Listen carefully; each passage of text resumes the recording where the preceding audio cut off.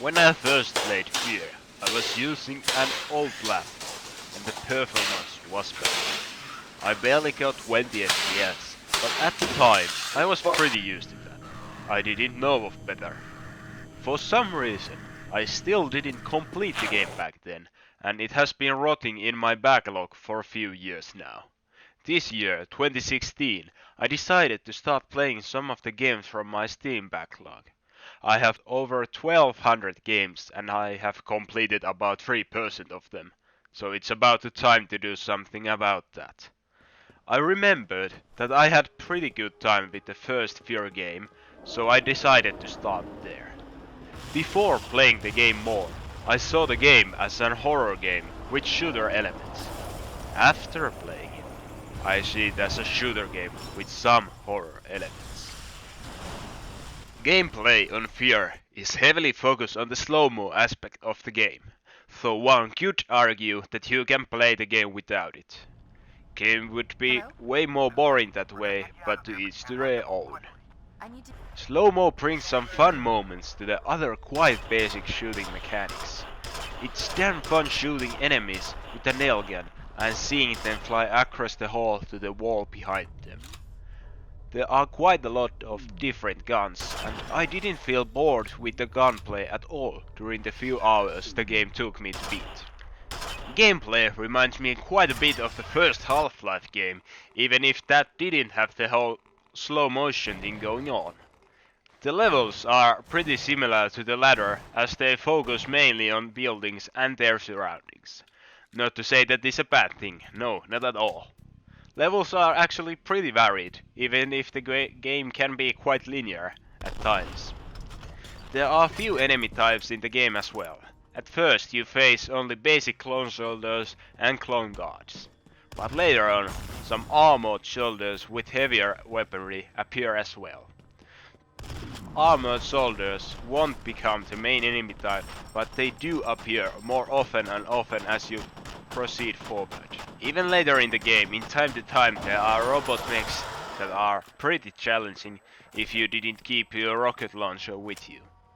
You can carry 3 weapons at a time and pick up new guns from dead enemies or places on the levels. The game features a health pack system and not regenerating health like most games these days. As the game is an horror game, there are few scares here and there, but I took the game as a shooter, so I didn't feel that scared at many times. It has a nice atmosphere, but even if you dislike horror, I suggest that you take a look into this. That is, if you enjoyed games such as Half-Life, which has some scary elements as well.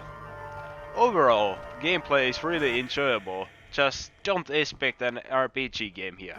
It's pure shooter with small areas and tight corridors.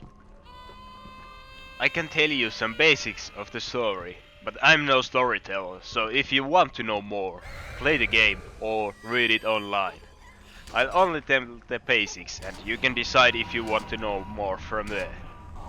The game starts with a guy named Paxton Fellow taking command of clones who will then become your enemies in the game. You and your squad go investigate things, and just as you take a look at something else than your own squad, your squad is being wiped out in a blink, and you are forced to continue alone. The mission is to eliminate the said Paxton Fellow, who seems to be eating human soldiers as well. Player encounters paranormal activity, mostly in form of a little girl, who is named Alma. Later on, you learn that Paxton is in fact a child of Alma, that little kid who has been messing with your mind. Some of the story is delivered through answering machine messages, which can be listened or left alone. You will still catch most of the plot without them, but it can make the game more bigger story-wise. There is a whole bad guy team storyline and it gets quite intense towards the end. I won't spoil it anymore. When you buy the game on Steam, you get 2 expansions as well. So you pretty much get them for free. If after beating the game you feel like you want more, be sure to play the expansions. They are actually pretty good, and what expansions should be in these days too. Together, the two expansions took me the same time to beat as the main campaign, so it's pretty good value. First expansion, called Extraction Point, continues straight where the main game left. Game introduces new storyline, some new weapons, levels and such, and if I remember correctly, there are some new enemies as well. The second expansion, Perseus Mandate. This time you play a member of second F.E.A.R team during the events of the main storyline. Again, just as the first expansion, you face new enemies, new storyline and new levels. And some fun guns. Overall, F.E.A.R is a really good FPS game and the expansions are really worth your time. I rate it a solid 8 out of 10.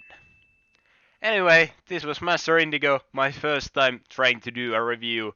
I hope you liked it. We'll see you next time.